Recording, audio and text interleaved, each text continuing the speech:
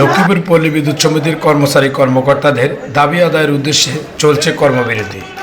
সুযোগ সুবিধা বঞ্চিত ও বৈষম্য দূরীকরণ সহ বিভিন্ন দাবি আদায়ের লক্ষ্যে 9 মে সকালে লক্ষ্মীপুর পল্লী বিদ্যুৎ সমিতির মূল ফটকে শত শত কর্মচারী কর্মকর্তাগণ বিভিন্ন স্লোগানের মধ্য দিয়ে ব্যানার, পেস্টন, প্লে কার্ড হাতে নিয়ে এই কর্মবিরতি পালন করেছেন।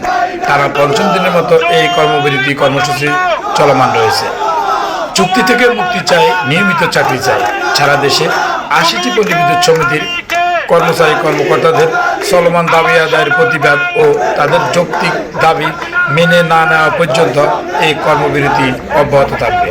বাংলাদেশ পল্লী বিদ্যুতায়ন বোর্ডের ভুল ব্যাখ্যা প্রদান ও আন্দোলনরতদের বিভিন্নভাবে হয়রানি, চাকরিচ্যুত কারণে তাদের প্রতিবাদ আরও সোচ্চার হয়ে ওঠে। অভিন্ন সার্ভিস কোড, বৈষম্য নিরসন সহ 34টি দাবি নিয়ে 40,000 কর্মচারী কর্মকর্তাগণ একযোগে সারা দেশে এই আন্দোলন কর্মবিরতি পালন করে আসছে।